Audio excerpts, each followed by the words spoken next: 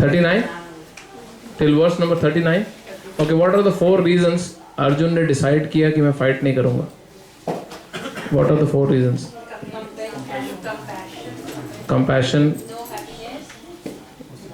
No happiness or no enjoyment? Yeah, same thing. Huh? Sinful reactions will come. And then? Family tradition will not be followed. Then what will happen if family tradition is lost? Religion activities will happen. Vansh will be alone. Vansh will be destroyed. No one to celebrate. Yeah. No one to enjoy with. No one to share with the enjoyment. Yes. What else?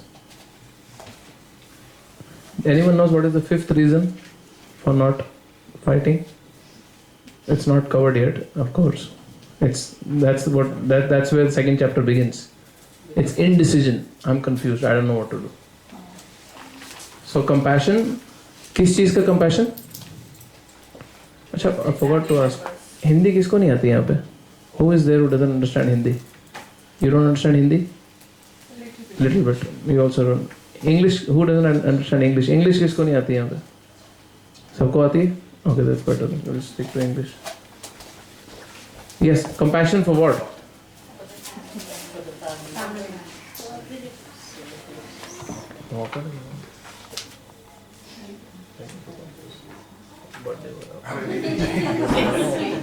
Come.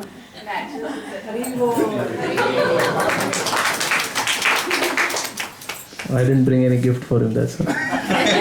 Let's gift you came. Just while reaching it, it clicked me. I should have brought something. है मेरे पास, बुरा नहीं मानना लाया.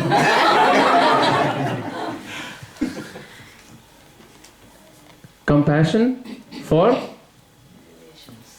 See this. Why I'm re-stressing these points, because it's very important, because whole Bhagavad Gita depends on the reasons why Arjuna did not want to fight. Otherwise, what is the need for Krishna to speak Gita? At least from Arjuna's point of view, Krishna is speaking Bhagavad Gita because there are certain excuses or genuine reasons for that matter, you can say, Arjuna has given for not fighting. That's why you need to know what are these reasons, because in Bhagavad Gita, Krishna will smash all these reasons. So one reason, compassion. Then? No enjoyment. Fighting against own people is... You know, it's exactly like, suppose you buy a new house and there is no one to show to. Yep. You bought a new car, but there is no one to show to. So the whole fun in buying a new car just goes away. Because, dikhaun kisko? Whom do you... Now, Arjuna's point was, whom do we enjoy with? Because we win the whole kingdom, but whoever we want to enjoy with or share our position, name, fame, whatever, they don't even live. They're basically dead. So then, no enjoyment. There is no enjoyment and there are no people to enjoy with. Then third one? Sinful reaction. Sinful reaction for what? What sin is he worried about? Killing Guru. Killing grandfather. Killing own brothers. And killing practically his own children, because children of his brother are like his own children. And they actually did it. Pandavas actually killed Kaurava's sons. And they also killed Pandava's sons. Ashwathama was killed. All the 5 sons, Abhimanyu was killed. All the 5 sons of Pandavas were sleeping and Ashwathama came and slaughtered all 5 of them towards the end. And then family tradition is lost. When family tradition is lost, or when women are unprotected, because all the men, some historians say 65 million people died in battle of Kurukshetra. 65 million soldiers, these are all warrior class, they died in the battle of Kurukshetra. Some say 6.5 million, but even if you take 6.5 million, is huge. You're talking about a big number, and these are just warriors. So Arjuna's point was, these warriors, and they have, even if they have two children each, we are talking about 3 times more number sitting at home waiting for them, depending on them. Even if 6.5 million warriors they die, You're talking about 18, 19 million people who are abundant. So his point was, if men are killed, then women are insecure, and when they're insecure, unscrupulous men will take advantage of them. What will happen? Through that, unwanted population will be born. Do you know the Sanskrit term for that? Huh? Varna Shankara. Varna Shankara means those children which are born out of lust. Very simple. Simple explanation. Those children which are not born through a sanskar, but they are just born out of lust. So that is Varna Shankara, and that's what we see in this modern world. People are the generation is so disturbed, especially you see in the Western world. Younger generation is very disturbed, and because parents have no values to offer to the children, and there is no value system at home. There is no moral, spiritual, religious system at home. So what children get into is a very disastrous life. One time I was at an intersection of Swanston and Boyd Street. I was taking tram number 96 coming towards Temple. Suddenly a 14-year-old boy came. I don't know if I told in the previous class. He was just standing, white kid, he was just standing there on the street and suddenly started. And his sister was saying, okay, tram is coming. Then he sat down on his knees and he saw police. He saw me. Whoever he saw, he was. This one thing was there. He was equal to everyone. He was shooting everybody. There was no partiality. Now he was not a terrorist trained kid. He was just addict to video games. Literally speaking, he was a video game addict. And he was so much engrossed in watching and playing video games where he must be shooting Fortnite or whatever games he must be playing. I don't know, kids will know. Whatever game. Which games has most shooting in it? Call of Duty? Yeah? So, PUBG, yeah. So, now if this population is the leader of future, imagine where is the world going to be? Huh? Just think about it.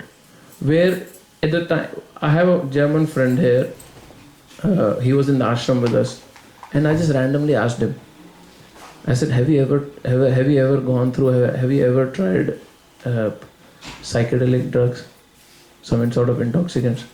He said, yeah, in my teenage, yeah, we tried. I said, okay, do you have friends who tried? He said, yeah, I have so many friends. Then I thought, I was very inquisitive. I really asked him, do you know anyone in your circle who did not try? He told me, there is nobody who doesn't go through it. Especially, he said, in the West. Some choose not to continue. Some continue for some time. And they see the damage and they give up. And some get addict for life. But everyone goes through it. I said, do you literally mean everyone? He said, everyone I know went through it. And he said, I'm talking in hundreds. He said, like, I chose not to continue, but I tried it.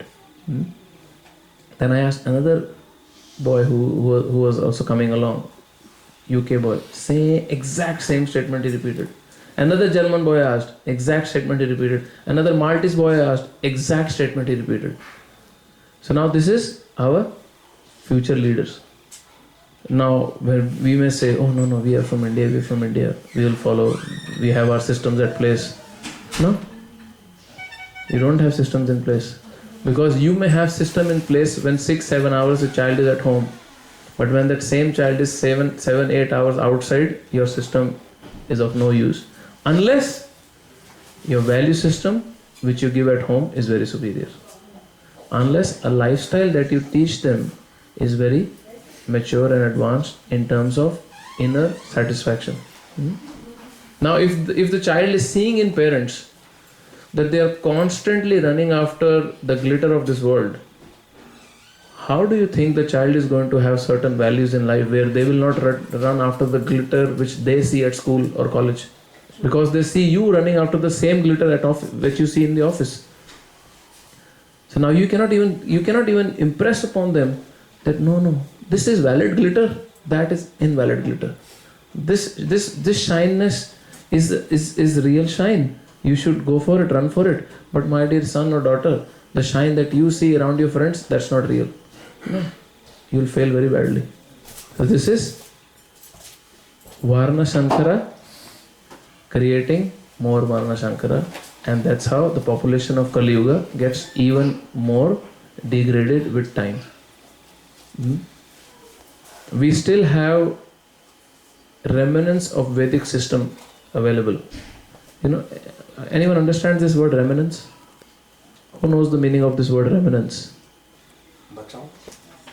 If you all will eat dinner prasad after that, and sometimes in the plate you have leftovers. So someone may come, suppose it was pav bhaji, chana salad, and a cake sweet. So now you ate everything, but everything little is left. Now a person comes and he gets your plate. That's your remnants, leftover, jhutha. Literal translation is jhutha bacha hua, remnants, leftover food. Now they will guess what the menu is.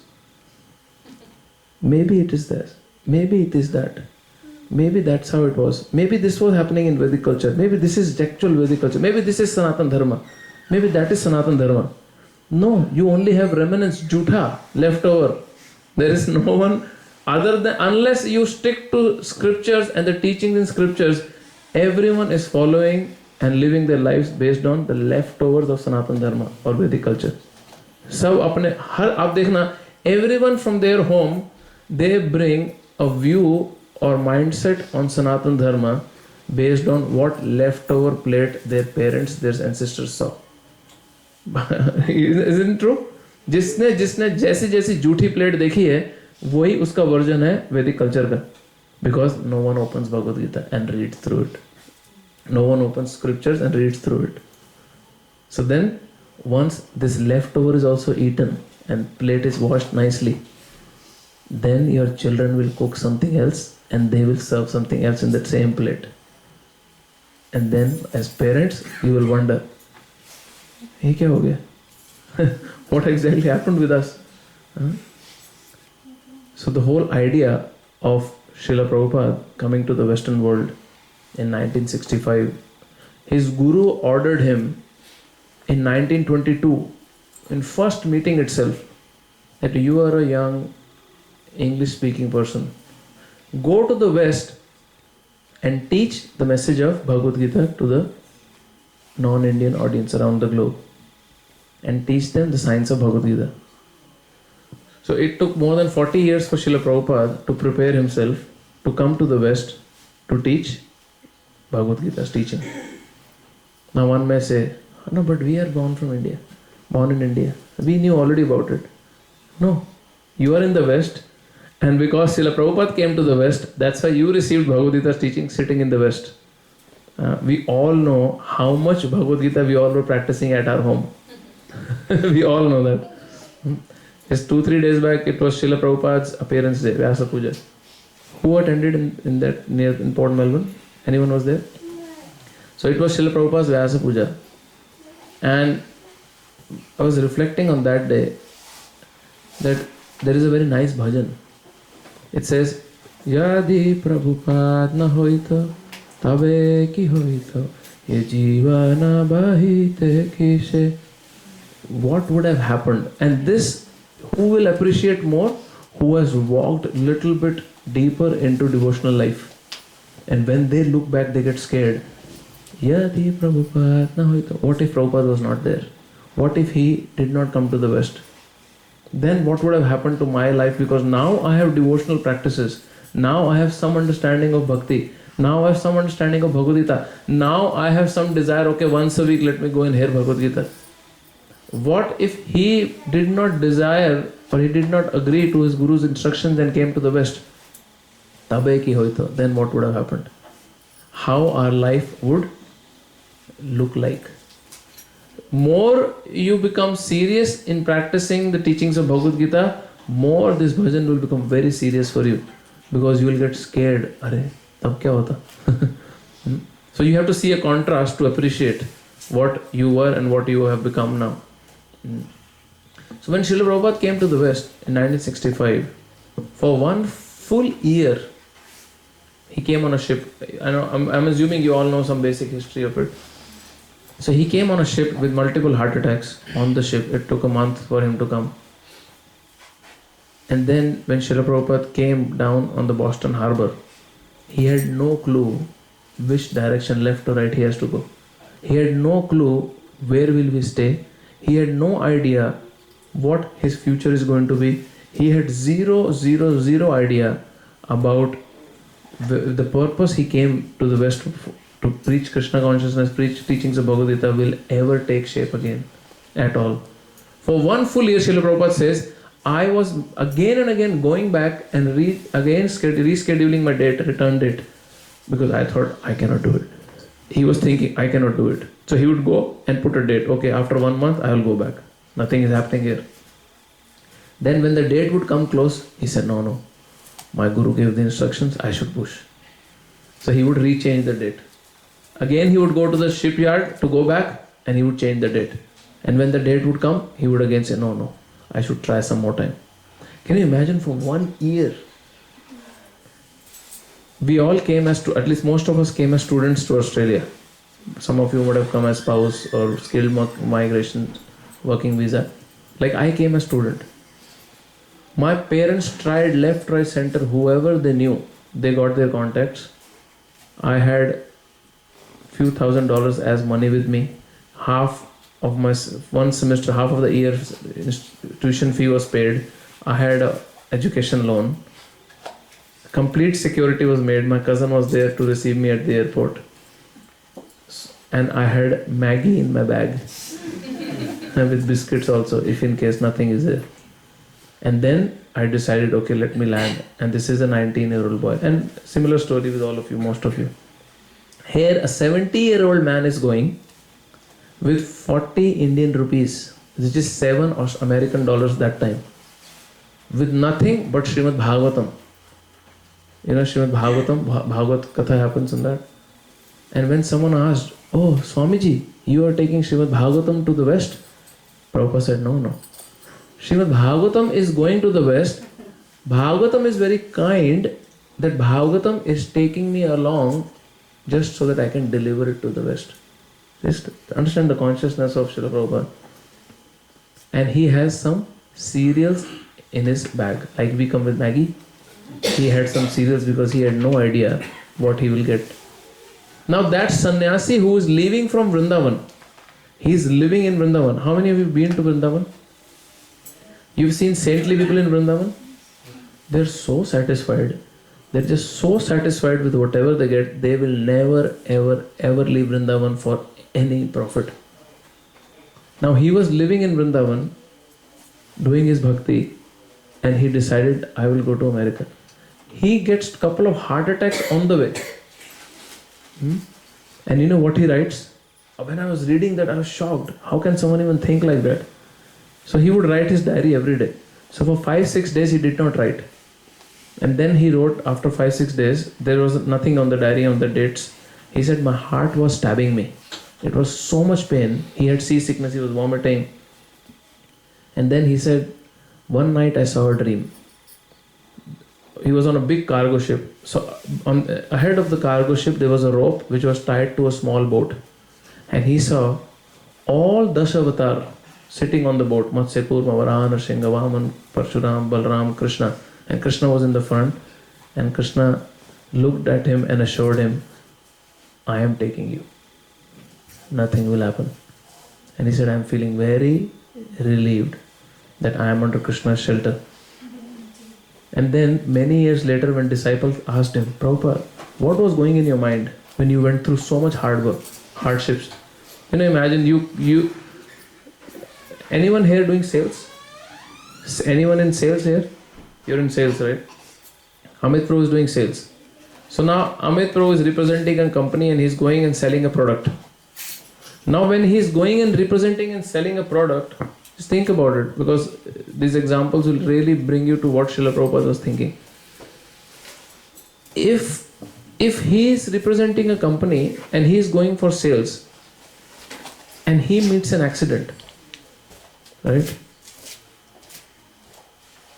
And the company doesn't respond.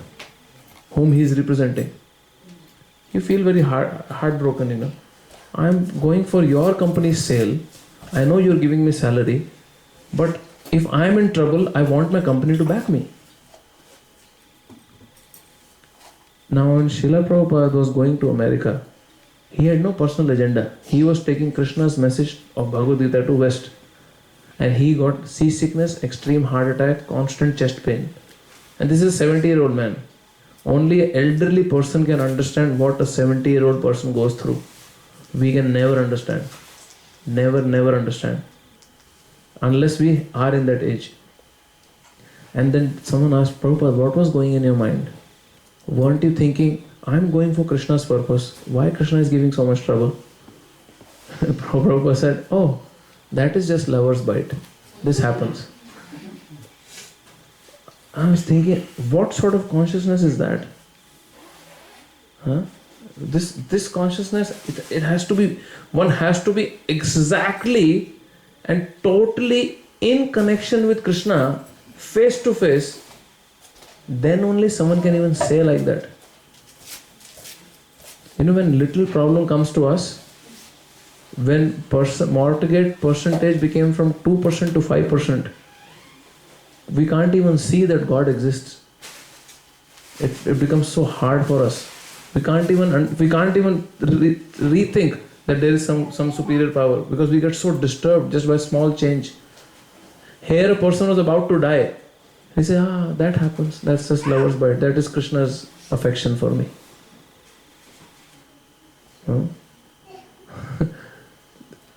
I'm very sure someone will not even understand what lover's bite I'm referring to, but those who understand, you see what vision Srila Prabhupada had. Then Srila Prabhupada, when he was in 1966, so he is in Boston. 1966, a drunkard, junkie, fully drugged, walking on the street, comes and tells him, Swami, what are you doing here in Boston? Go to New York. They need you there. You know what Srila Prabhupada decided? This is my guru speaking through this drug addict. I should not stay here. I should go to New York. And when he went to New York, Krishna Consciousness started in such a big way that it never ever saw stopping at all. There was no looking back at all. Prabhupada was telling, he said, only a person who is completely aligned with the instructions, with the super soul, जो परमात्मा के साथ एकदम face to face है, only that person can see super soul speaking through any person. And if the drug addict wouldn't have told Prabhupada, go to New York, what are you wasting your time here in Boston? He wouldn't have gone. But when he said that, he saw, this is my guru or Paramatma speaking through this junkie who is fully drugged out. I should not stay here. And the rest became history. Yesterday I saw a photo, one of the Melbourne devotees, he was in New York. He sent me a photo, he was hugging the tree. American government has planked that tree. Because Srila Prabhupada, when he went to New York, he doesn't know anyone. He sat under a tree and he just started chanting Hare Krishna. Like we were doing Kirtan, in our comfort, there is cushion behind me, cushion underneath, people are singing, I have instruments, there is a mic, full facilities there, I am in a house, no neighbors complain, I can do whatever I want. He is sitting under a tree on hard rock, chanting Hare Krishna, and people started coming. If you see that video, I'm telling you, in your leisure free time, watch that video. You will see nothing, but you will see, only thing you will see is extreme faith on Srila Prabhupada's face. While he's singing, he has so much dependency on Krishna through chanting the holy name that he knows this is the medium, this is the way Krishna is going to transform and change people's heart. And that's exactly what he did. He created a revolution amongst those people who had rejected society altogether. Because there was a civil movement happening in US that time. Younger generation was against the whole corporate government system. They were against capitalism, they were against the government's policies, because there was a Vietnam war happening in US, they were against it. And because they were against it, they wanted a solution to life. And so many hippies, so many very bright young Americans, Europeans, Australians, whatever, they started looking for spiritual answers to their material questions. And that's how Hare Krishna movement in the West took shape. Now in 1967, which was a very, very rare occasion, hardly any Indian would plan that time that I want to go to America to study. Very few Indians would go that time. So His Holiness Gopal Krishna Maharaj, who was son of a Navy merchant who was in Indian Navy, he decided I will go and do my masters in Canada. First he did in Paris, then he went to Canada. In Montreal, in McGill University, he did his masters. And after finishing his masters, he did double masters. After finishing, he was working as a manager in a very big post in Pepsi Cola. And that's where he met Srila Prabhupada. And in first meeting only with Srila Prabhupada, he decided he's my guru. So then, of course, their exchange started, and then his service to Srila Prabhupada started. But something very wonderful happened in those, from 1968 to 1977, in those 9 years of his association with Srila Prabhupada. He mentions that I realized what it looks like when someone is walking, talking, living, speaking, breathing Bhagavad Gita. How a sadhu is like. In his words, he says that's how Srila Prabhupada was. And like him, there were many thousands of people who decided, but he was first Indian disciple of Srila Prabhupada. And Prabhupada was very, very fond of him because he was very surrendered soul. He was a very dedicated servant of Srila Prabhupada.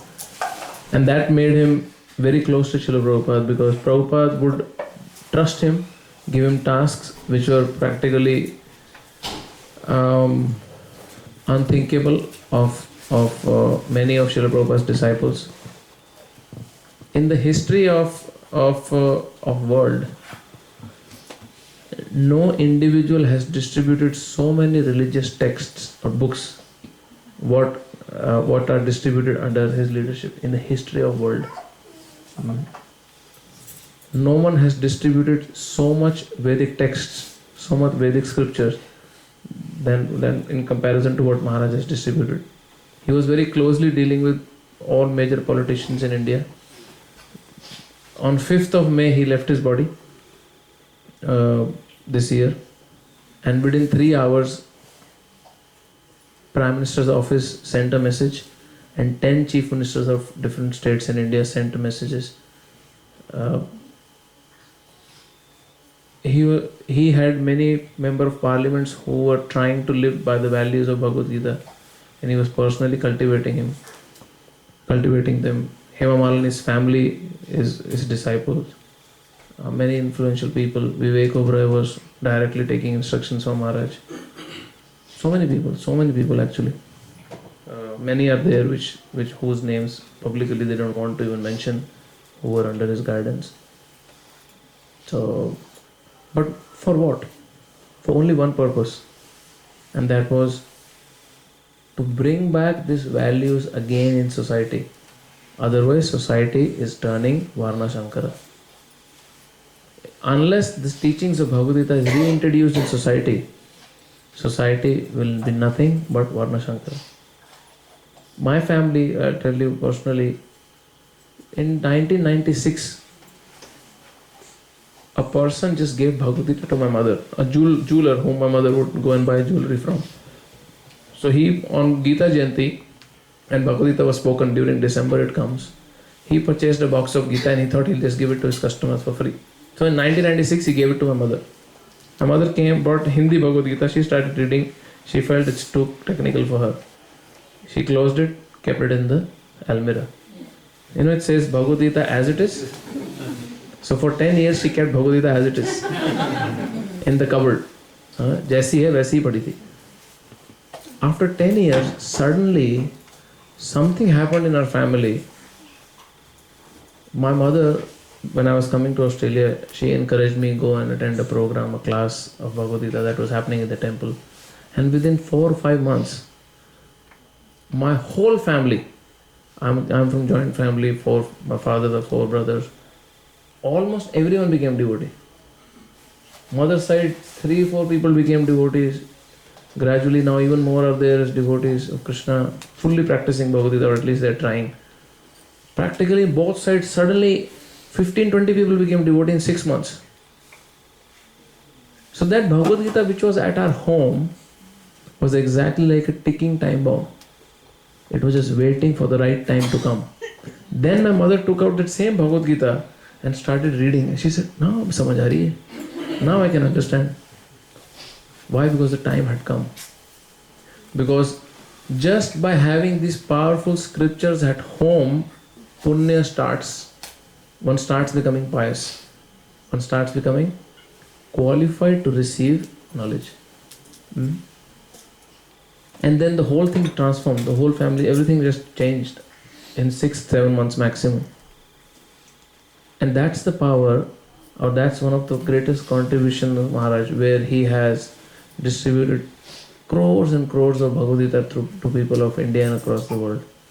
In Russia, some fanatic Christians, they went to the government and they complained, and it was a big issue they made, where they wanted to ban Bhagavad Gita. You understand what it means? In Russia, there are more than 200,000 practicing devotees.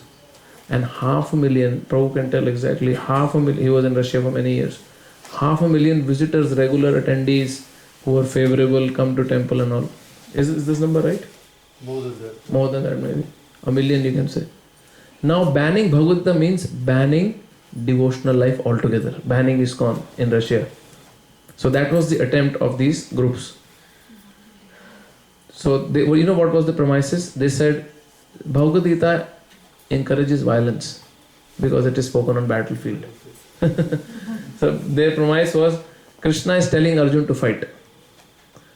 And he's telling Arjun to fight. And he's saying this is encouraging violence. And this was the premises.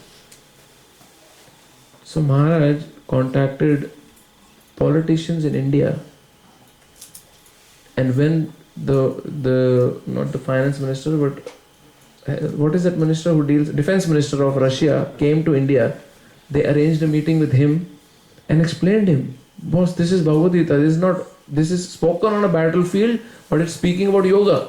It's not speaking about violence. And when he went through, they explained him, then the case was taken back.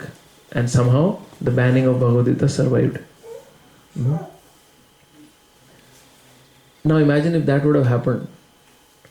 The whole effort of hundreds and thousands of devotees who are living in Russia, local Russians, there are so many Indians also, but I'm talking about local Russians.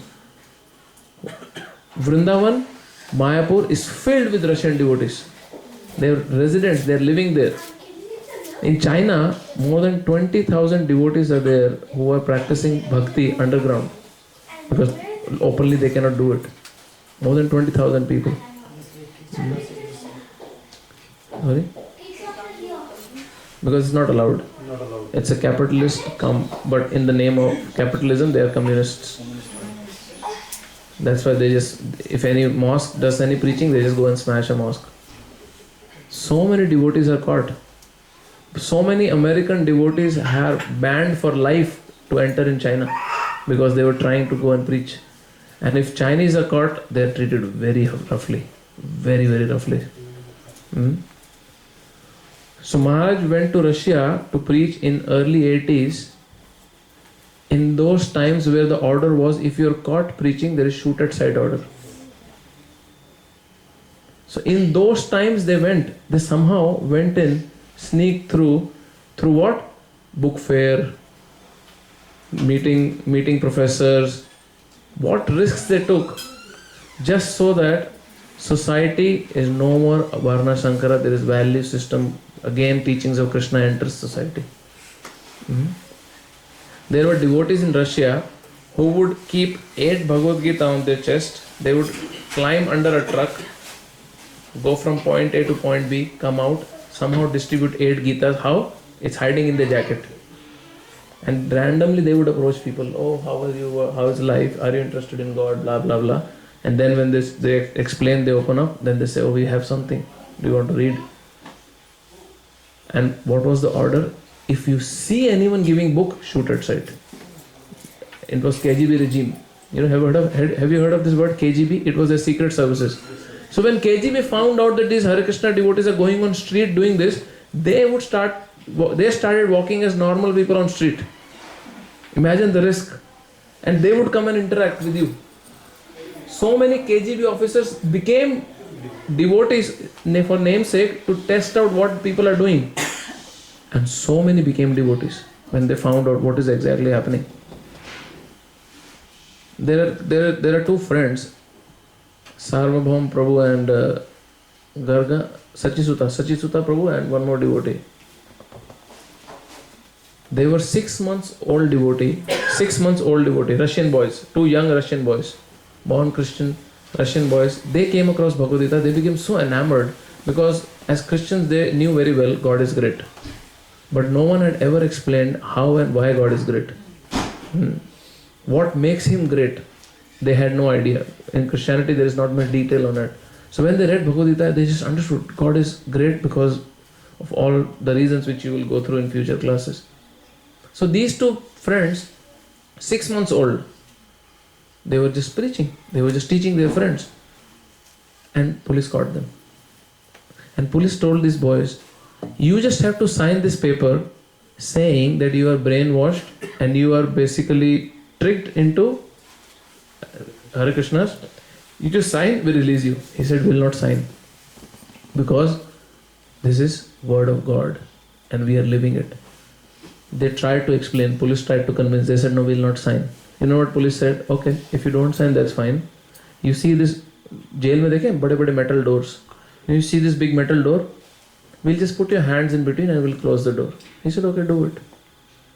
This 19-year-old boy, they put his hand in between the door and they smash it. They smash it again. Third time he just faints and he collapses. Imagine what happens to your hand, It's just smashed. It's just bleeding and bones are just crushed. When he wakes up, now he's in a small jail. They want to transfer them into big jail. He said, now you're going to big jail. Do you have any last desire? He said, yes. Bring me a mridanga. They brought him a mridanga. With those smashed hands, he did kirtan and he left the jail. 19-year-old Russian boy who is a devotee from last 6 months. When I was reading this book, there's a book called Salted Bread. If you read that book, I promise you 4 or 5 times, wherever you are, doesn't matter where you are, you'll cry. So I was reading this book, I said, if someone even slaps me, I'll just sign. And these boys are just tortured just for one signature and they just didn't do it. What Krishna's teachings would have done to their heart because they're genuinely, sincerely trying to apply it. These boys were tortured to such a degree that there was a policeman who was a professional boxer. He would come every day and he would beat devotees. And another policeman asked him, why are you beating? He said, my wife hates these Hare Krishnas so much that she says, if you want to sleep with me in the bed, you are only allowed if you beat a devotee and come. So one day, this Prabhu, whose hands were smashed, later he was in the big jail, he started beating him so much that his eyes was permanently damaged. Still he's alive, his eyes is damaged, his spine was broken, he's in the ground, fully crying, so much pain. And is seeing his pitiful condition. Even other jailers are so sorry that what is this doing? What is this jailer doing? Other jailer doing? And somehow they take him inside and they start treating him. Within 2-3 days, him, his wife and his daughter, 3 of them were going in the car. The car went off the cliff. They entered a bush where the bush went through their bodies in so many places that they could not even take the bodies out. They had to burn them, the whole car, then and there itself to do the cremation. The branches went so badly in their bodies that they had to burn, cremate them then and there. And when this news came to the other jailers, after that no one dared touch a devotee. Because they understood, my God, these are not normal people whom we are dealing with. They are protected by God and we should not disturb them. In the jail, these boys would make slips in Russian language. They would write Krishna's messages from Bhagavad Gita and pass it to another cell, to a person who has no knowledge of Bhagavad Gita, and make them devotees. Like that they preached the whole cell. Whole cell became devotees of Krishna. In these conditions they were preaching. What is our condition? Chalo, Friday aa gaya, Gita class mein chalna hai. Which shloka we are on? Everyone is discussing. we are struggling to find out which shloka we are on. They had no printing presses, so they would print at home. They had some small machine. When Maharaj first time went and he saw the machine, you know what he did? He paid full pranam to the machine, to the printing press. He said, this is Brihat Mridanga. This Mridanga makes sound. Sound will go to the gate. He said, this is Brihat Mridanga, printing press. This sound will go through the whole Russia, to the whole world. It is so loud. So he paid obeisances to printing press. There are photos of him paying obeisances in early 80s. And then they would print Bhagavad Gita secretly. These boys, one day they were noticing other devotees, where are the offcuts of the pages from Bhagavad Gita? So much paper you cut, small sheet papers you cut, it becomes a pile. Where is it going? Who is throwing it? One day they noticed that these boys were mixing that in their meal and eating it. They said, what are you doing? He said, we can't throw it. This is from the book which is from God directly. I can't throw that off pages. So I'm just eating it, honoring it. Can you imagine? What dedication is that? So many times when things are comfortable, I'm speaking for myself also. If you get it, there is a bonus for me, but this message is for me. When things get comfortable, we just don't understand its value. Just so that these people stop preaching what jailers did, 6 powerful, 19-year-old boy, like young kids, their muscles are not very built, they are not very stout and strong. Now 6 solid jailers came in the jail and they smashed 7-8 beer bottles on the floor. And they completely made this 19-year-old boy naked. He said, if you don't sign on the paper, we will force you to sit on that broken glass. This torture these people went through. Can you imagine? This devotee became so scared because he is without clothes and they will force him to sit on smashed glasses. And these are 6 men. He just closed his eyes. Out of complete fear, he just started chanting, Namaste Narasimhaya, loudly. And these 6 men failed to make him sit on the glass.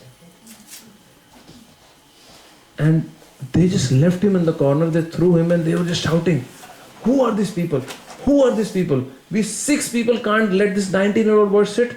Where is he getting his power from? How come he's so powerful? We can't make him sit. Narasimhadev's avesh came in this boy. 6 strong men were not able to force this 19-year-old kid to sit on a broken glass, because in his fearful condition he took shelter of Narasimhadev. We are not dealing with something ordinary here. We are not dealing with something ordinary. It is only ordinary if you see it ordinary. This is directly words of Krishna. There was a girl, very young girl, 21-year-old girl. She was distributing books on street. And while distributing, some young men came. They were skating boards and they were skating around her. In US this happened. And they just started teasing her. Someone started pulling her hair. her books fell.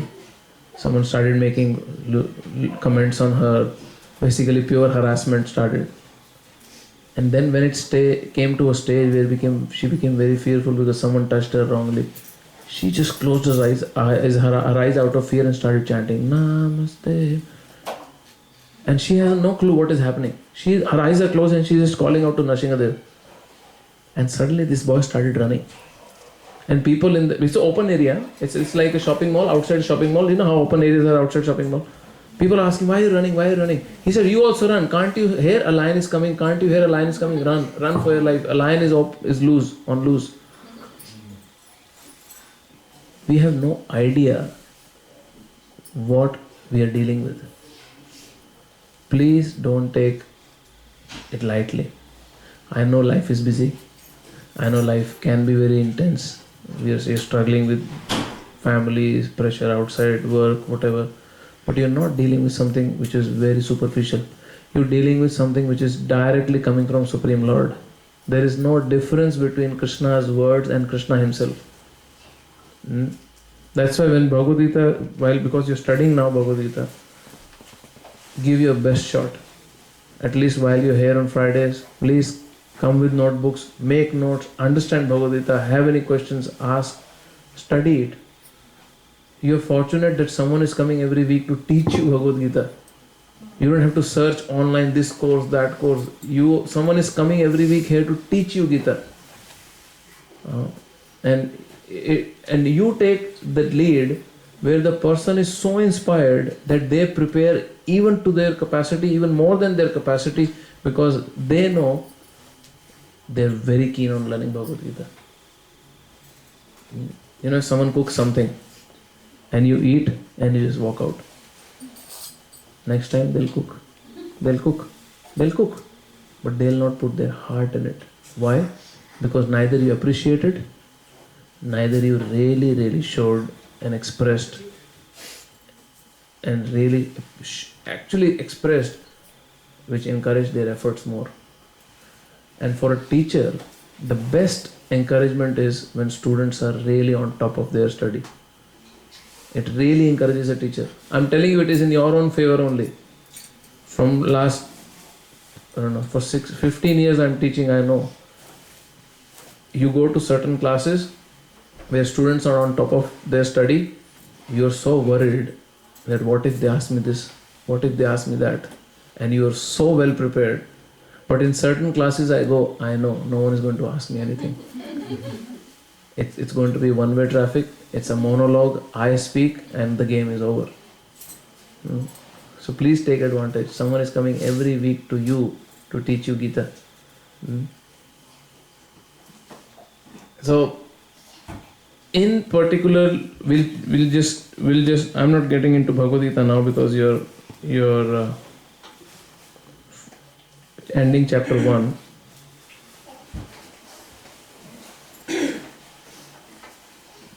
But please, a humble request to you.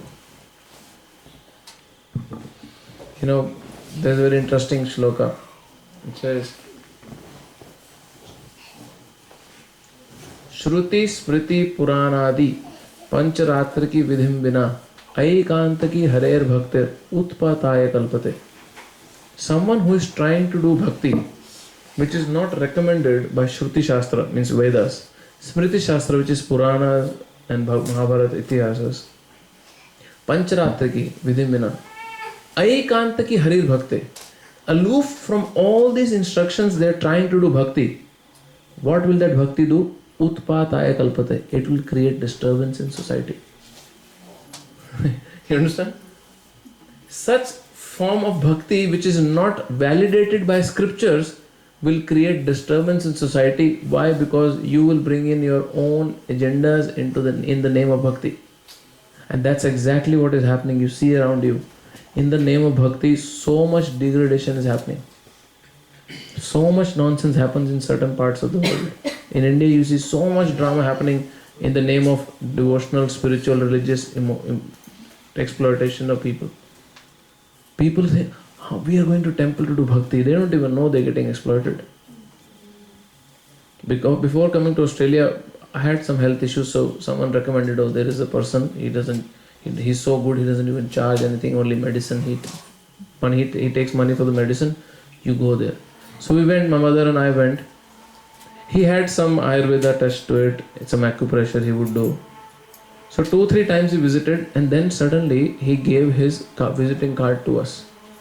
So in front, it's all about him healing people, like his credentials. On the back side is his own arti. His own arti. You know, we sing arti, Om Jai Jagadish Hare. There is Durga arti, Shiva arti, Vishnu arti are there, like that. His own arti was there. And he was on the first floor. So my mother was noticing that every time she goes from ground floor, there is a hall which is very heavily black tainted. But one day she saw inside, there were deities, like it was a temple. So she asked this person, when she received the arti, she didn't comment anything. It was very odd for us to also see. You know what was the arti? Brahma, Vishnu, Shiva, Tume Dhyave, dash, dash, dash, Baba. His name was there. Like Brahma, Vishnu and Shiva are worshipping him, dash, dash, dash, Baba. That was his arti. And dash, dash was his name. That was the arti. So my mother asked him, you have a temple underneath? In ground floor? He said, yeah, I have a temple. My mother only saw Durga Devi's murti there. So, and we were from a family who was very emotionally connected to Vaishnav Devi, Durga Devi worshipper. My mother said, yeah, I also worship Durga Devi. You know what he said? I was there. He said, हाँ, वो क्या कर सकती है? उनको कपड़े तो मैं change करता हूँ रोज. This is exactly what he said. I change her clothes. What can she do? She depends on me changing her clothes. I hope he's not alive. Can you imagine? And he had so many followers. So many followers. And that was the day after that we never went to him. That now there are hundreds and thousands of such rascals in the name of being guru. They're just exploiting. One person, his disciples, his shishyas were calling him Bhagwan, Bhagwan.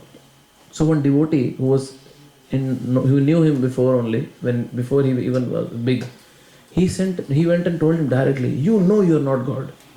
You know God is God and you are a jiva, you are a living entity. Why are you not stopping your disciples when they are calling you Bhagwan? I ask you, what do you think he would have replied?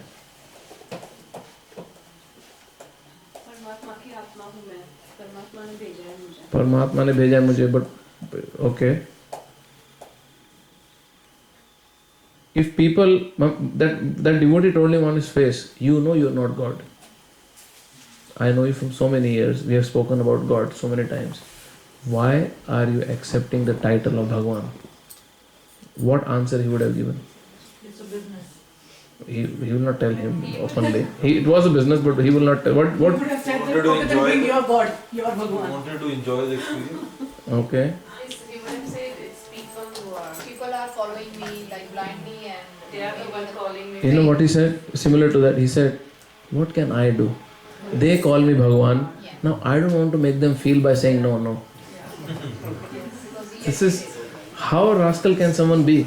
You know what this devotee said? If I call you dog and I feel good about it, will you accept the title? No, because you enjoy being called Bhagwan. That's why you're enjoying that title. You're not saying no to them. Thousands and so many such people are there, and people are just following. And you have to catch them. You know, when you hear them, very subtly you have to catch them. That see, he says, I am Ansha of Bhagwan. I am representing him. I am representing that. You have to very subtly catch.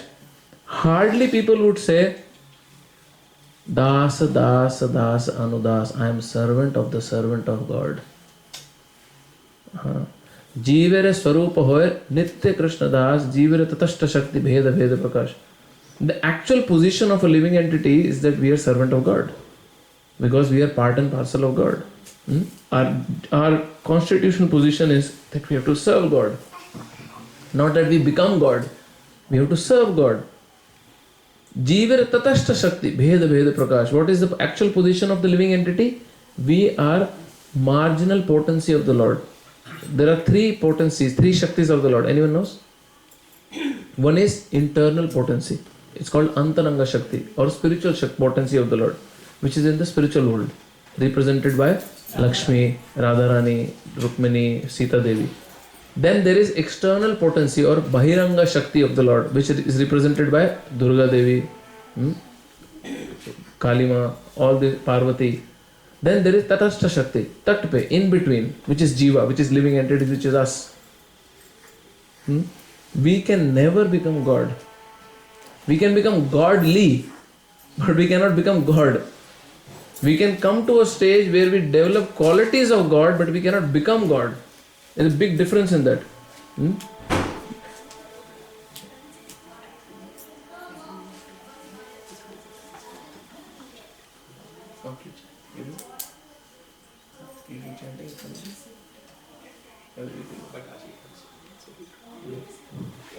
Yeah. So now if someone doesn't understand what exactly Bhagavad Gita is teaching, how will you ever even identify whether this person is talking sense or no? That's why please take your study very seriously. With that I stop. If anyone has any questions, we can discuss related to this or anything else, or your previous classes study, or any in general thoughts you have in your mind.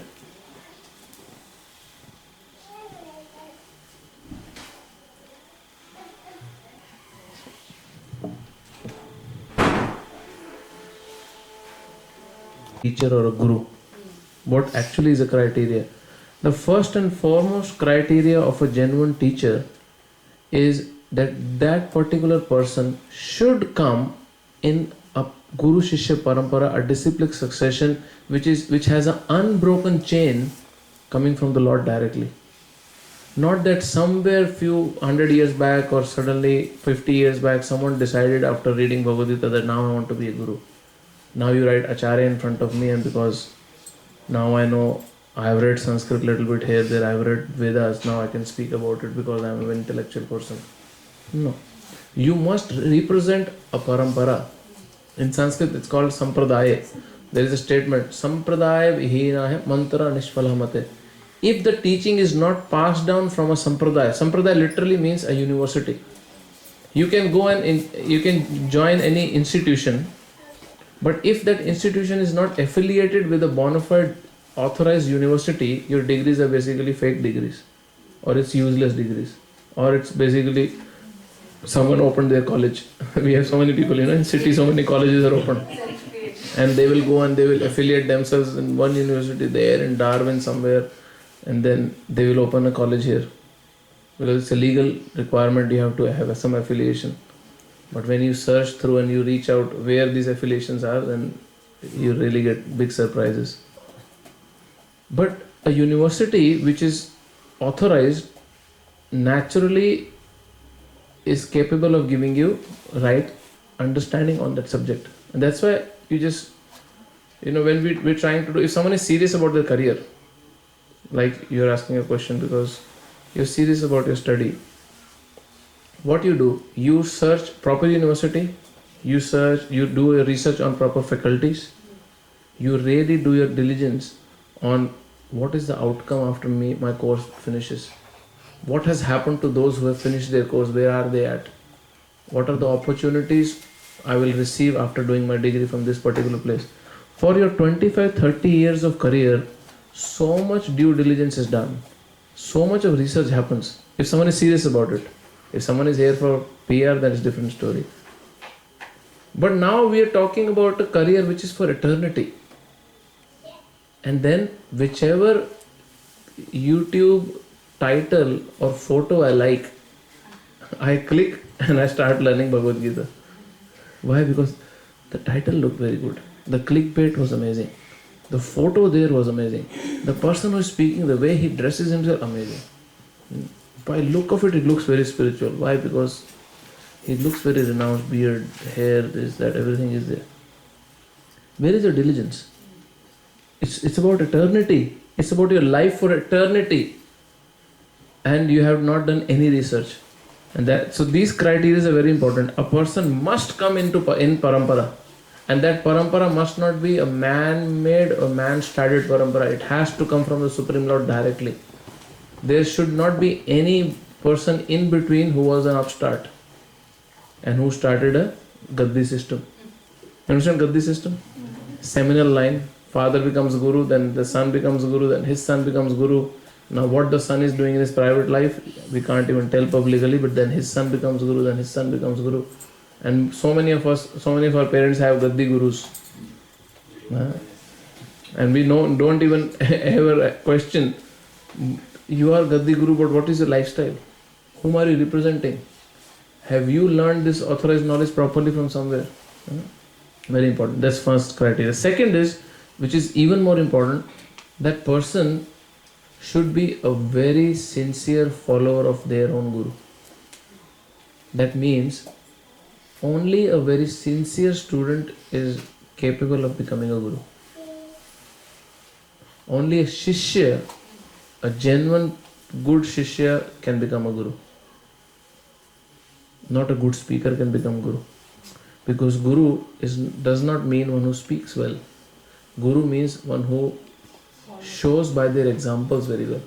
One who is following very well, and through their own example, through their own behavior, they show what it means to live by the teachings of Bhagavad Gita. Third, very important criteria, he should be a very ardent servant of God. Nowhere ever in his discussions, speeches or talks, they should even hint that they want to be God. They should always be servant of God. So one of such guru was asked, can Shiva come in this Kali Yuga? And he's sitting on the stage and he says, I'm surprised. Why are you even asking this question? Why do you think Shiva is not here right now? You understand? Now what will people say? This is such an open-ended answer that I can make half of the audience understand I am Shiva. Just by such open-ended answer. Why do you think Shiva is not here? Why do you say he cannot come? Another person was asked this question. Guruji, what you are speaking is not in the Vedas. Right? He said, who wrote Vedas? You bring me Vedas, I'll change it. Then it's there in the Vedas. You understand these statements? and huge following. So, must represent a parampara, must be an ardent disciple of their Guru, must be a servant of God. Never pose themselves in front of God. That's why I many times say, and this is a very, very genuine glorification of Srila Prabhupada I always have in my heart, is that when you think of so many institutions around the world you have, and when you think of ISKCON, Prabhupada doesn't even come in the mind of a new person. When they think of ISKCON, everyone knows it's Hare Krishna temple. It's a Krishna temple. No one even knows Prabhupada is sitting there. Unless they come inside and become devotees, they start learning about Prabhupada. Whereas you think of so many institutions, as soon as you name it, only the Guru's picture comes. Yeah. No one else comes in your mind. So what it means is, it literally means that God first, not me first. So a genuine servant of God, his agenda of life is God first, not me first. And then the last criteria, there are more, but at least in our discussion, the last criteria is that person should have complete control over their. This is a very nice shloka. It says, Vacho vegam, manasa krodha vegam, jihva vegam, udarapastha vegam, ettan vegam, yavisaheta dhira, sarvam apimam prithvim sasishyat. A person who has complete control over their vacha, their speech, what they're talking. Krodha, complete control over their anger. They can be angry, but they should use anger. They should not be used by anger. A guru has to get angry on disciples, otherwise he cannot train. But anger should not control him. He should control anger wherever they want. Manasa, Mind, control over mind. Their mind should be absorbed in thinking of Krishna, not everywhere else that's going. You see something beautiful on street, you see something big house, you see a car, mere ko bhi chahiye, mere ko bhi chahiye. No, control over mind. Then jihva vegam, control over eating, your tongue. Udara, belly and genitals. So tongue, belly, genitals, they come in same line, straight line. So they should have complete control over their tongue, their belly and their genitals. If these 6 controls are there, sarvam apimam prithvim sa shishya, this person becomes qualified to have disciples all over the world. And then suddenly someone makes a guru, and then 6 months, 1 year later a scam comes out. And why? Because one of the urges were not controlled. And they pose themselves as God, as Paramatma Guru. One very famous guru in South India was there. He claimed himself Krishna, Ram. Now also he's gone, but so many people follow him. I am Krishna, I am Ram, I am in Kali Yuga, I am this, I am that. Today I will show my Virat Rupa. Today I will show my Virat Rupa. Come to this Maidan, I will show my Virat Rupa. 500,000 people went to see the Virat Rupa because today Guruji is going to show Virat Rupa. Guruji didn't come. Waiting, 3-4 hours went by, people started leaving. Why Guruji didn't come? I got stuck in traffic. You want to show Virat Rupa and traffic stopped you. Can you imagine? What is that? You know how much it disturbs people's faith? How much it really creates a very, I would say, uncongenial situation where people are not interested anymore to pursue spiritual life because we create certain situations. Yes? Prabhuji, I have a question, like how people actually fall in prayer like for such type of, self-saying quotes like I am the God, and what actually instigate them? 2 very classic reasons. First is no one has trained them how to search for genuine guru. That's why I'm making these points, so that it gives you a chakshu, a vision, a glass of how to identify. Second is people judge, especially when it comes to spiritual decisions, they judge emotionally than scripturally or rationally. So how emotion? One of my aunties there, now in Delhi something is very famous. Because we're talking about principles, I don't want to criticize anyone. So something has become recently very famous in Delhi. Everyone is going, all the cars have stickers and all. So she said, I'm going there. I said, why?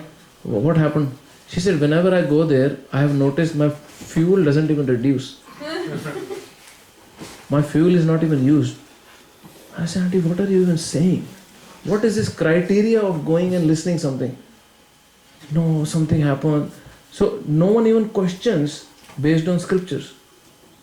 It becomes so sentimental. Oh, I went there, this problem got solved.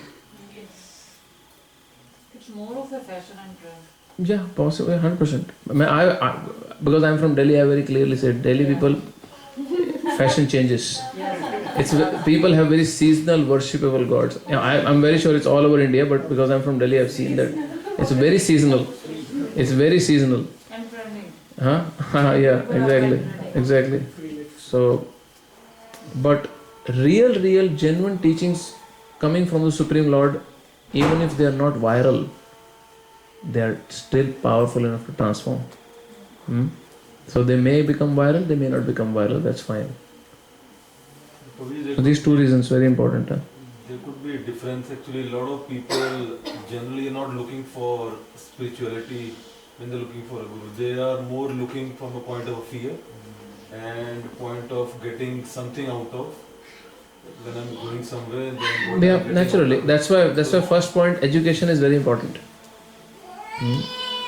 First point, education is very, very critical, because education only tells you what to look for. Imagine, if this I was telling a few days before in a class.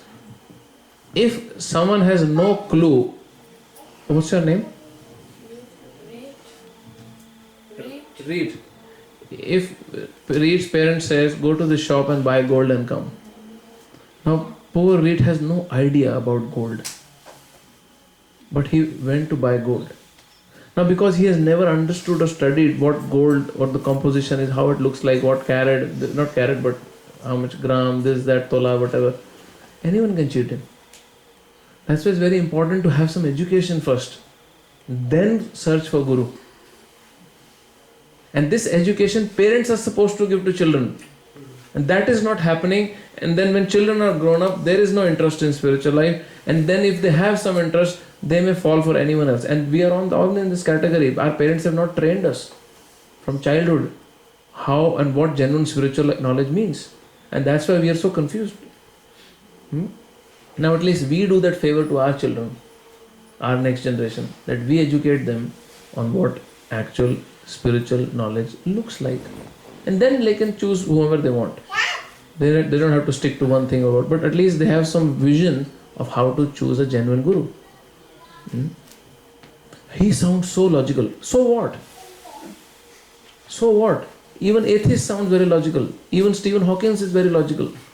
So I give my life to him and surrender to his teachings. Doesn't matter who is logical or not. Oh, he sounds so reasonable. Is he speaking absolute truth or not? Is he quoting scriptures or not? Is his knowledge based on what scriptures are saying or not? Because scriptures have really passed the time of test. Not any individual has done that. Very important criteria. You had a question? Is Vishnu avatar of Krishna? Or Krishna avatar of Vishnu? Yeah. So, is there a chart? You have a creation chart somewhere? You don't have, no? So, this confusion comes because it's a very common understanding we have in India, even we also had in our childhood, that all the avatars that came, who did their pastimes here, are Vishnu's avatar. So, by the sound of it, it appears that they are expanding from Vishnu. So, Vishnu is a very superior person who expands into some avatars. They do their leela, their pastime, their activities for some time, and then they go back to Vishnu. But the fact is, the word avatar means one who descends from higher realms to lower realms. So if someone is coming from higher realms to lower realms, avataran, hona, avatarit means to descend, to come from higher to lower realm. That means they are existing eternally somewhere else. And now they come for some time to this place or land where we are. They do their activities for a certain period and then they go back to their original place. And that's why Sanskrit words have to be understood very properly. English word of Sanskrit, English translation of Sanskrit, which is the closest they give, is incarnation. But carnate means to have body. Like reincarnation. We use for us reincarnation. But for God also we use incarnation. Actually, the word incarnation doesn't fit God. Because God doesn't incarnate. He doesn't take a body. He descends. That's why avatar is a different word than incarnation. So now coming to a specific question, when India we say, oh Vishnu ke avatar hai, Vishnu ke avatar hai, they have no clue that Vishnu is not a person's name, it's a category. Like you are living being, I am living being. You are female living entity, I am male living entity. It's a category. And then comes your name. So in learned circles, if you talk about Vishnu, they will immediately ask you, which Vishnu you are talking about? So if someone says, no, I'm talking about that Vishnu which is Paramatma in everyone's heart. That Vishnu's name is Shirodakshai Vishnu. Then someone says, no, I'm talking about that Vishnu from whose pores universes are coming. That is Karanodakshai Vishnu. I'm talking about that Vishnu from whose navel Brahma appears. That is Garbhodakshai Vishnu. So in learned circles, you just cannot say Vishnu. Because Matsya, Kurma, Varaha, Ram, Nrsimha, Parshuram, Balram, Krishna, they're all Vishnu categories. Because Vishnu is a category. And they are all Vishnu category. It's called Vishnu Tattva in Sanskrit. Like we are Jiva Tattva. There is Shiva Tattva. Like Shakti Tattva. Shakti means Parvati is also Shakti. Durga is also Shakti. Kali, Kushmanda, Skandamata, Katyani, they're all Shaktis. Naina Devi, all Shakti Tattvas. So you cannot say this Shakti is superior to that Shakti. No, it's Shakti Tattva. They're all same. Similarly, all these personalities are Vishnu Tattvas. Now how do you say why Bhagavad Gita claims or why Bhagavat claims that Krishna is the source of Vishnu Tattva or Krishna is most powerful among Vishnu Tattva? Because amongst all the Vishnu forms, Krishna displays maximum Shakti. Amongst all Vishnu forms, Krishna displays maximum Shakti. And a simple example I give you, we have so many Vishnu forms, right? Like Matsya Avatar came, Kurma came, Narsingadev came. We were talking about Narsingh Bhagwan just now. Ram Bhagwan came, Parshuram is there, Krishna is there. None of these Vishnu forms, other than Krishna, gives access to anybody in any relationship they want to come to God. You will never see someone coming to Narsingadev and making him a horse and riding him. Oh, you lost a match, Narsingadev, I'll jump on you. No one comes to Ram and puts hand on his shoulder and says, you are my friend, but I don't like the way you steal butter. No one can come and tell Matsya Avatar that I want you as my baby. Only Krishna gives access to all the devotees of all ranges, and he accepts their worship as son, friend, lover, master. No other form does that. Now you think in your mind all the Vishnu forms you know. No other form gives access to the living entities the way Krishna gives access. That's why scripture says he is that form of Vishnu which displays complete potency, complete Shakti. But that doesn't mean others are less. They just don't display. Very simple. So when people say, no, Ram is big, Krishna is big, they're fool. They don't understand it's talking about same person. You're talking about exactly the same person. It's just that when he appears as Ram, he just does not display his all Shakti. And when he appears as Kurma, Varaha, Narsingha, he just does not display all Shakti. But only in form of Krishna when he appears, he displays his complete potency. That's why Bhagavatam says, Ete changsa kala pungsa Krishnastu Bhagavan Swayam Indrari Vyakulam Lokim Hridayanti Yuge Yuge. After giving a full list of all the incarnations, Bhagavatam 1st canto, 3rd chapter, 28th verse, it says, Ete chamsa kala pungsa. The whole list which is given before is either expansion of the Lord or expansion of the Lord. But Krishnastu Bhagavan Swayam. But Krishna is the original form of the Lord. Indrari Vyakulam Lokem Hridayanti Yuge Yuge. When the enemies of Indra attack the Devatas, then the Lord appears again and again to save the Devatas. So when people say Krishna is Vishnu's avatar or Vishnu is Krishna avatar, both are correct. Why? Because you're talking about exactly the same person. But in principle, if you want to understand that what I've explained to you, that it's not that Ram has come from Vishnu. Ram is Vishnu. And he has come from his spiritual world for a certain period of time to do his Leela and then he goes back. He does not depend on Garbhodakshay Vishnu who is in one universe. If Garbhodakshay Vishnu says, Ram, you're not coming because I am busy here. It doesn't work like that. Because Ram is not dependent on any other form. He is self-independent God. But he does not display full Shakti the way he displays when he appears as Krishna. When Sita and Ram were coming back to Ayodhya after Sita was brought back, Sita was rescued from Ravan. So there were thousands and thousands of sannyasis who were waiting. When they saw the beauty of Lord Ram, a very spiritual, powerful desire came in their heart.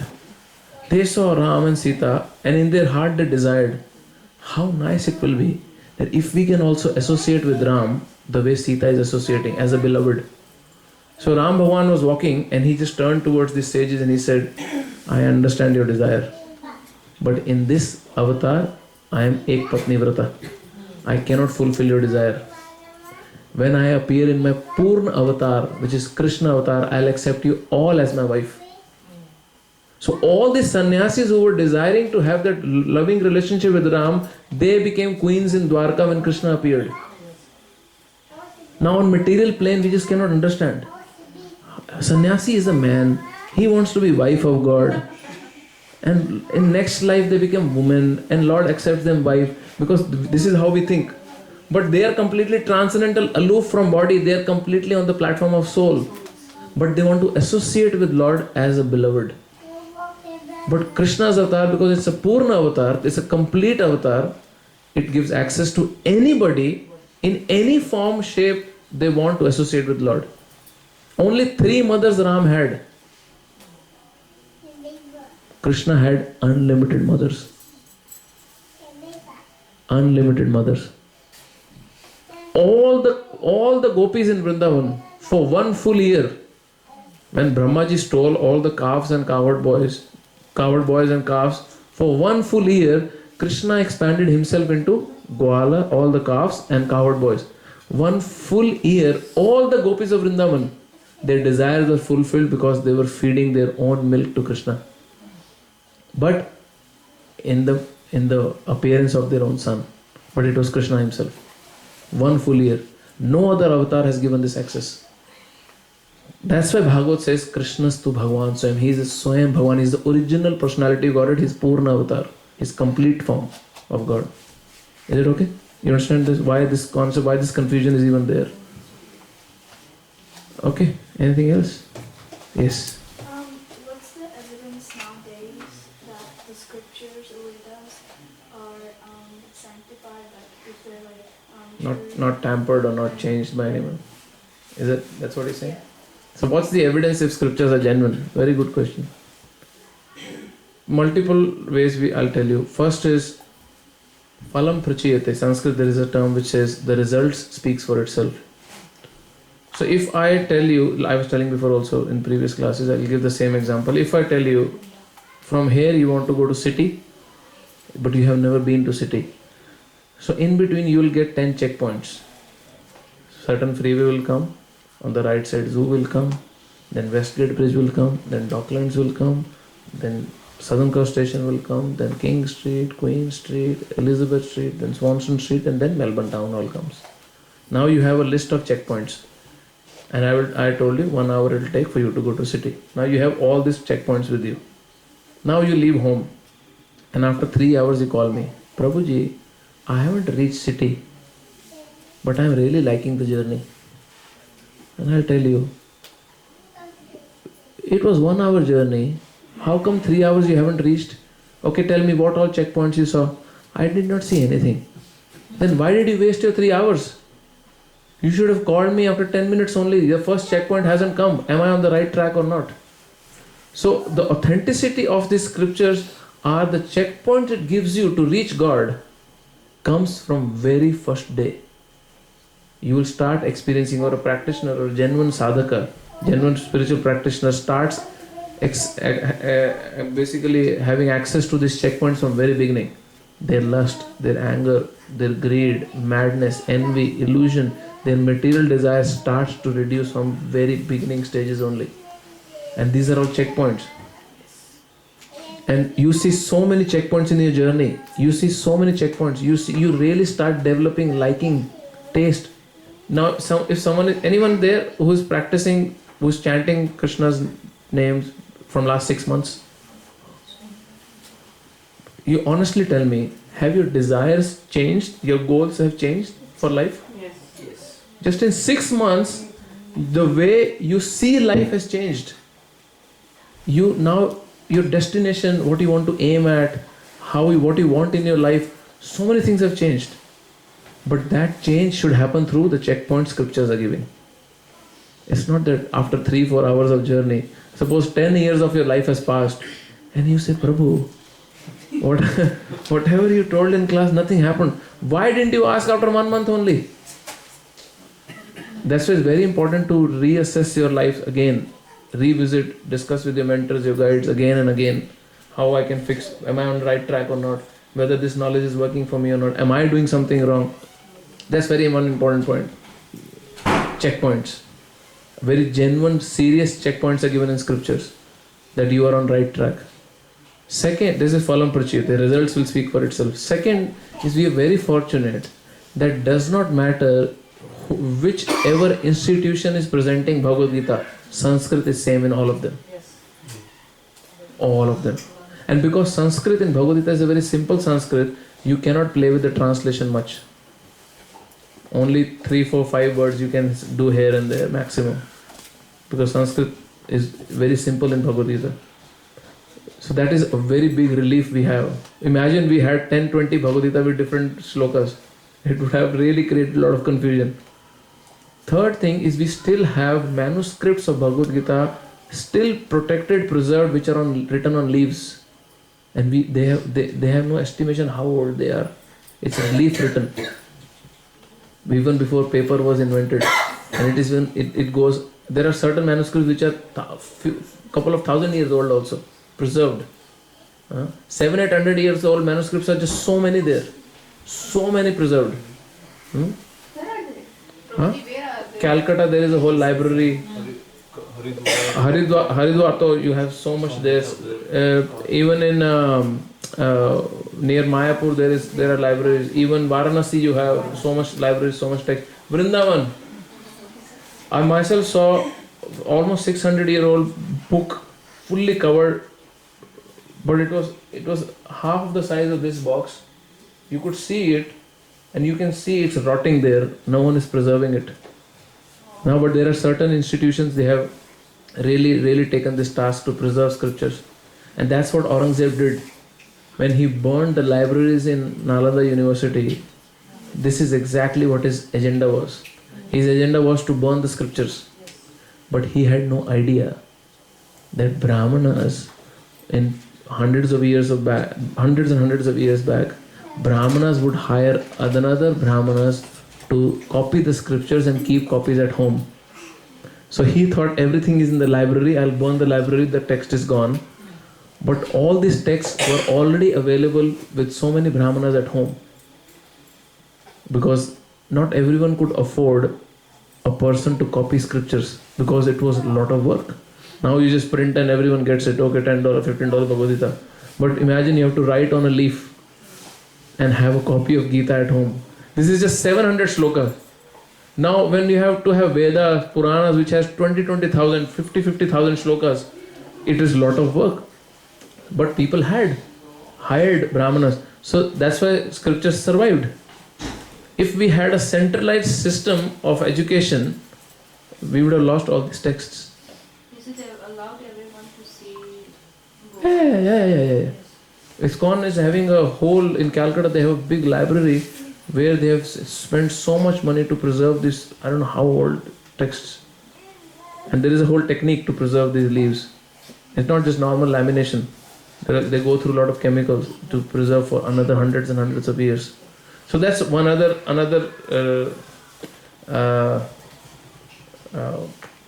way to know that we haven't lost the culture yet. Third thing, very important, we still have Guru Shishya Parampara, unbroken chain, which are coming from 50-60 generations.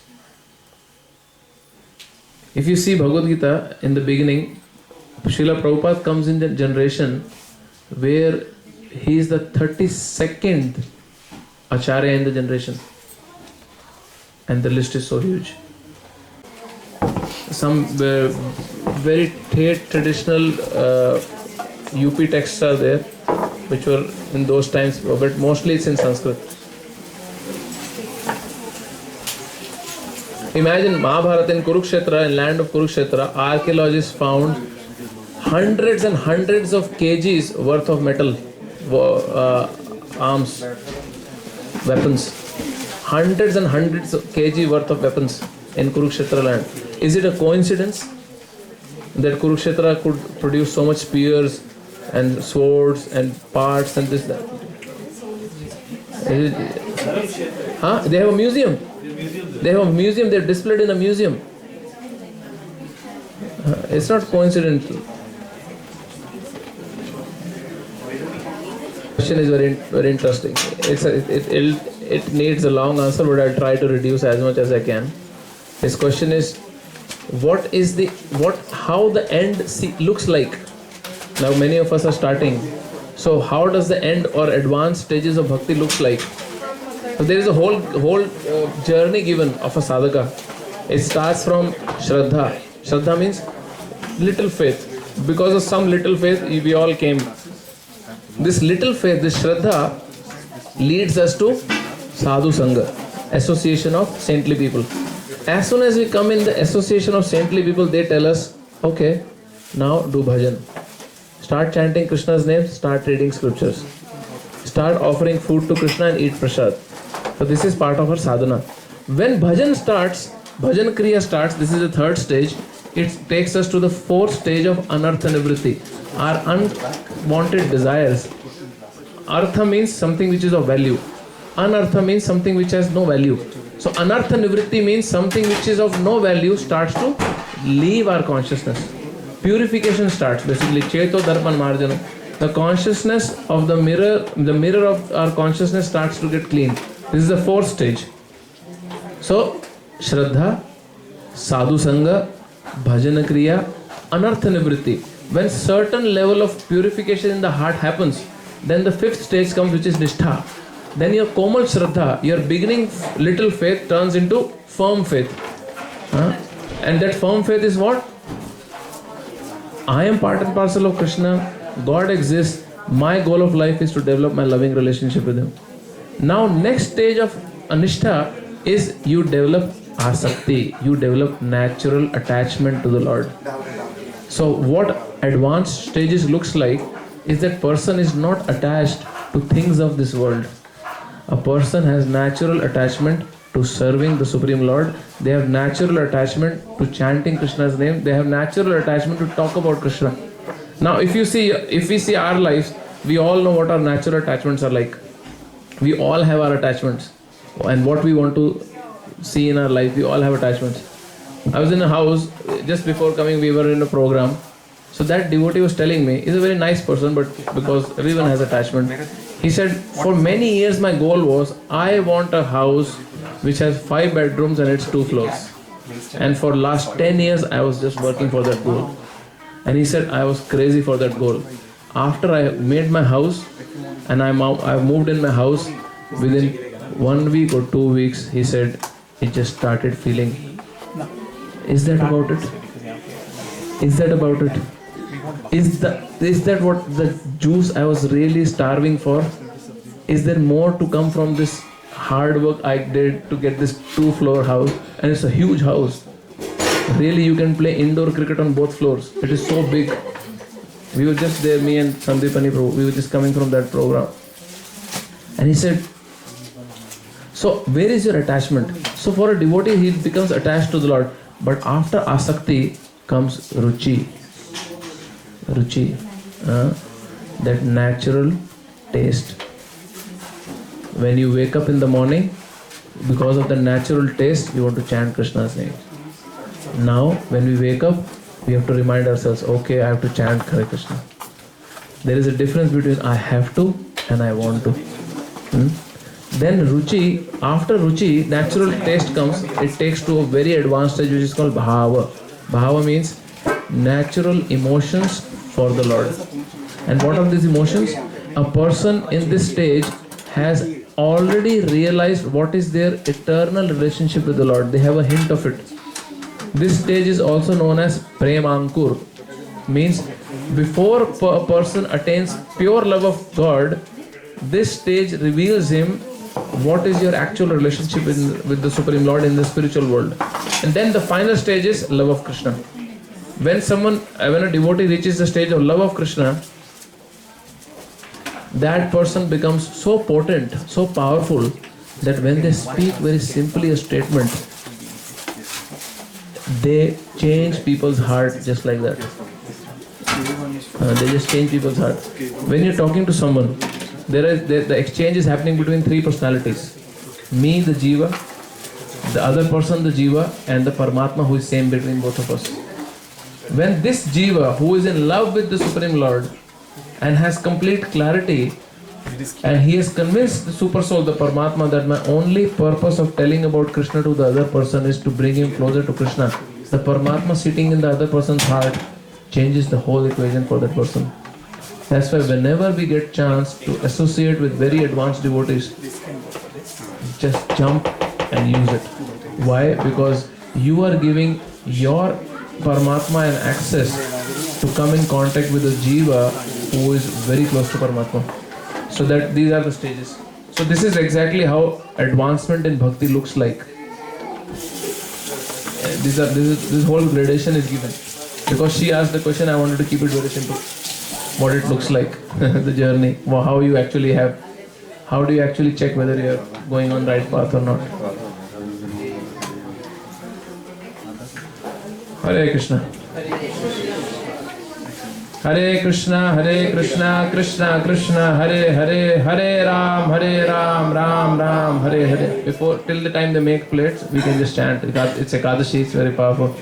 Hare Krishna, Krishna Krishna, Hare Hare, Hare Ram, Ram Ram, Hare Hare. Hare Krishna, Krishna Krishna, Hare Hare, Hare Ram, Ram Ram, Hare Hare. Hare Krishna, Krishna Krishna, Hare Hare, Hare Ram, Ram Ram, Hare Hare. Hare Krishna, Krishna Krishna, Hare Hare, Hare Ram, Ram Ram, Hare Hare. Hare Krishna, Krishna Krishna, Hare Hare, Hare Ram, Ram Ram, Hare Hare. Shri Bhagavad Mahaprasad ki jai. Tai Gaur Premanande Hari Hari. Srila Prabhupada ki jai. Om Vishnu Padaya Krishna Prasthaya Bhutale Srimad Bhakti Vedanta Swami Iti Namine Namah.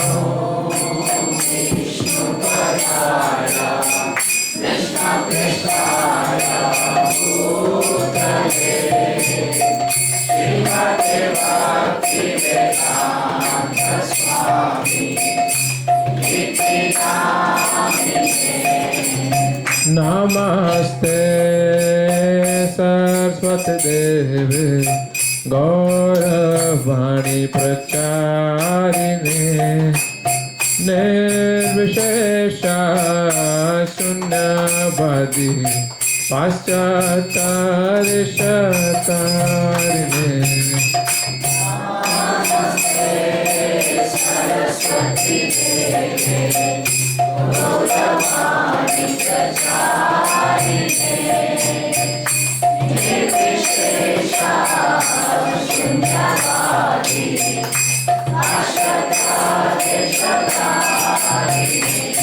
Jai Shri Krishna Chaitanya Prabhu Nityananda Shri Advaita Gadadhar Srivasadi Gaur Bhakta Vrinda.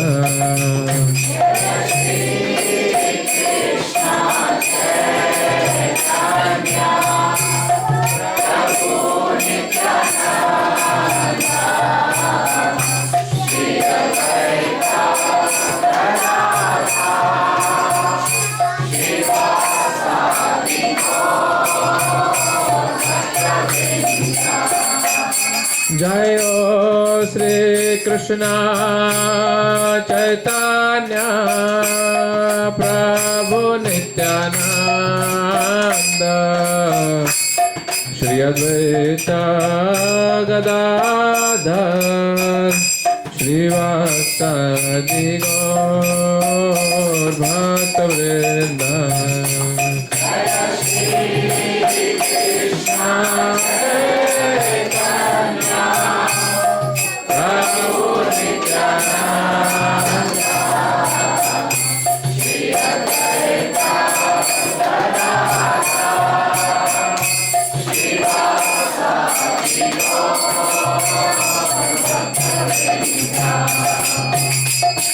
Hare Krishna, Krishna Krishna, Hare Hare, Hare Rama, Rama Rama, Hare Hare. Hare Krishna, Krishna Krishna, Hare Hare, Hare Rama,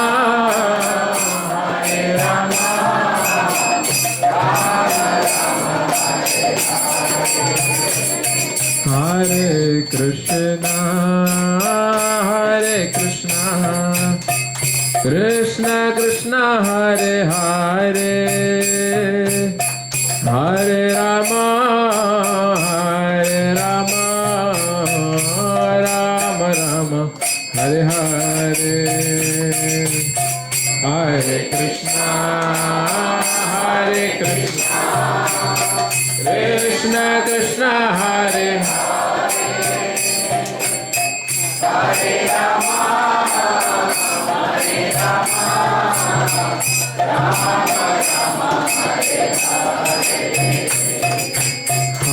Hare Krishna, Hare Krishna, Krishna Krishna, Hare Hare,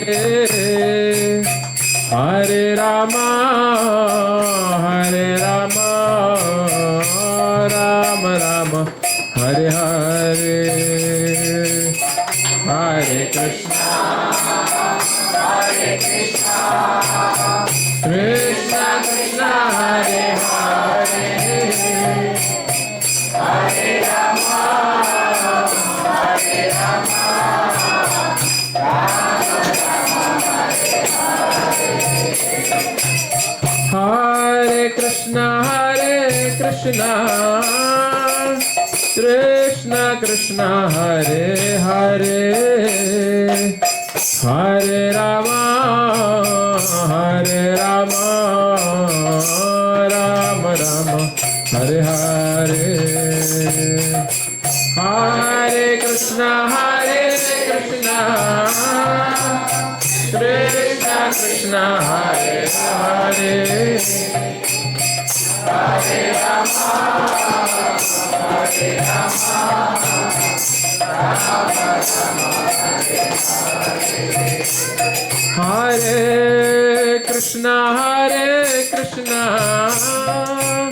Krishna Krishna, Hare Hare, Hare Rama, Hare Rama, Rama Rama, Hare Hare. Hare Krishna, Krishna Krishna, Hare Hare, Hare Rama, Hare Rama, Rama Rama, Hare Hare. Hare Krishna, Krishna Krishna, Hare Hare, Hare Krishna, Krishna Krishna, Hare Hare, Hare Rama, Hare Rama, Rama Rama, Hare Hare. Hare Krishna, Krishna Krishna, Hare Hare, Hare Rama, Hare Rama, Rama Rama, Hare Hare. Hare Krishna, Krishna Krishna, Hare Hare, Hare Rama, Hare Rama, Rama Rama, Hare Hare. Hare Krishna, Krishna Krishna, Hare Hare, Hare Rama, Hare Rama, Rama Rama, Hare Hare.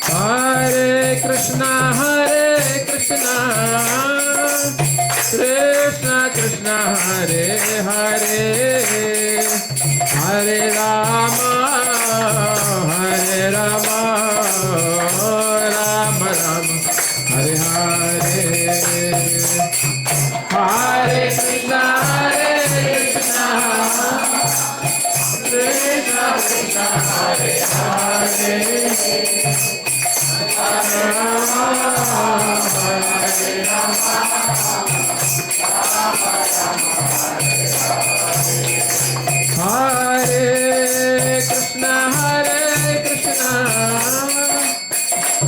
Krishna Krishna, Hare Hare, Hare Rama, Hare Rama, Rama Rama, Hare Hare. Hare Krishna, Krishna Krishna, Hare Hare, Hare Rama, Hare Rama,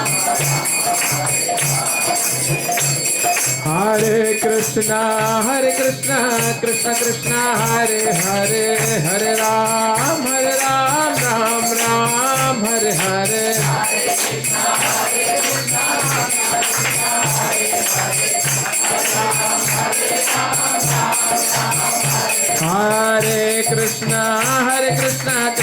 Krishna, Hare Hare, Hare Ram, Ram Ram, Hare Hare.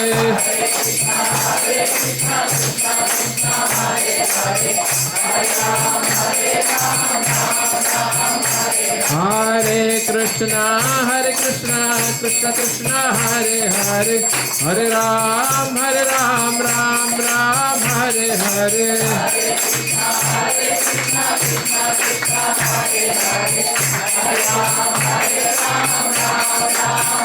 Hare Krishna, Krishna Krishna, Hare Hare, Hare Ram, Ram Ram, Hare Hare. Loudly, everyone.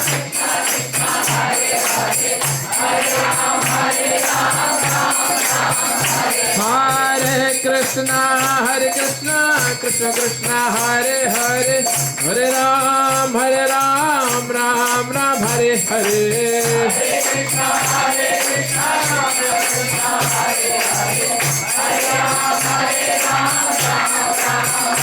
Hare Krishna, Krishna Krishna, Hare Hare, Hare Ram, Ram Ram, Hare Hare.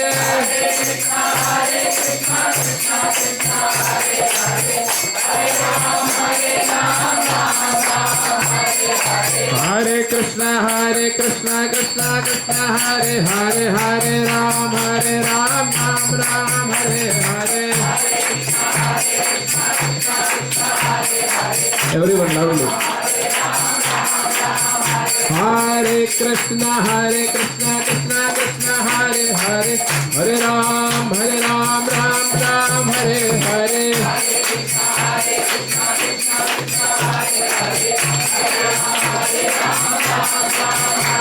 Hare Krishna, Krishna Krishna, Hare Hare, Hare Ram, Ram Ram, Hare Hare.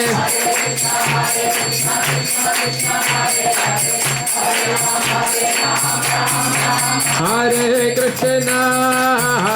Krishna, Krishna Krishna, Hare Hare, Hare Rama, Rama Rama, Hare Hare. Hare Krishna, Krishna Krishna, Hare Hare, Hare Rama, Rama Rama, Hare Hare. Hare Krishna, Krishna Krishna, Hare Hare, Hare Rama, Rama Rama, Hare Hare.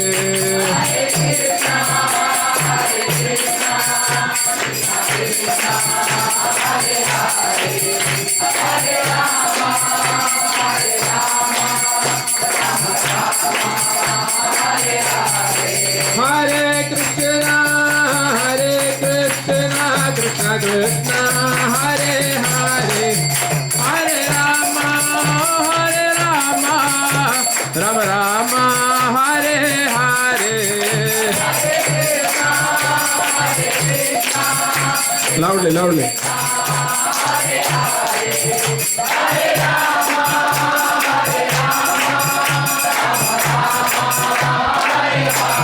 Hare Krishna, Krishna Krishna, Hare Hare, Hare Rama, Rama Rama, Hare Hare.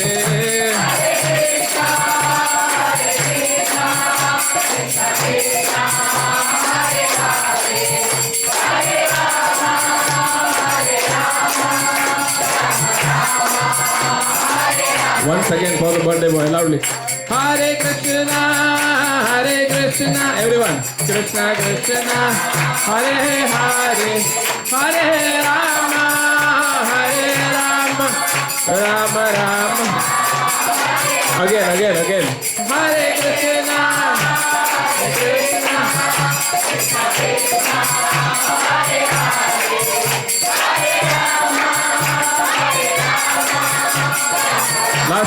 Last time, loudly. Hare Krishna, Krishna Krishna, Hare Hare, Hare Rama, Rama Rama. Jayo Gauranitai, Gauranitai, Gauranitai, Jai Gauranitai.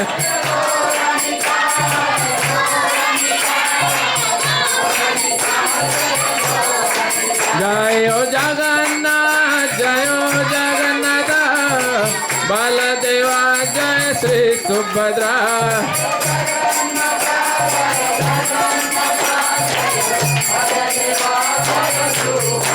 Jayo Radha Vallabha, Radha Vallabhati Radhe.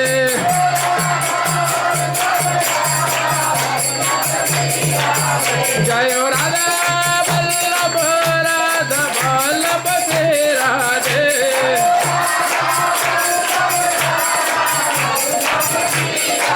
Jayo Jayo Prabhupada, Prabhupada, Prabhupada, Jai Jai Prabhupada.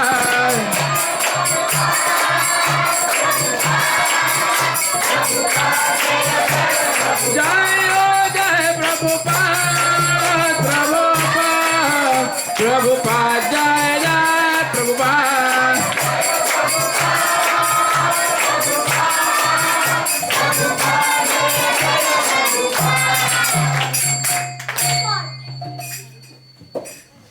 Shri Gauranga, Shri Radha Vallabh Jagannath Balram Shri Subhadra Devi ki jai.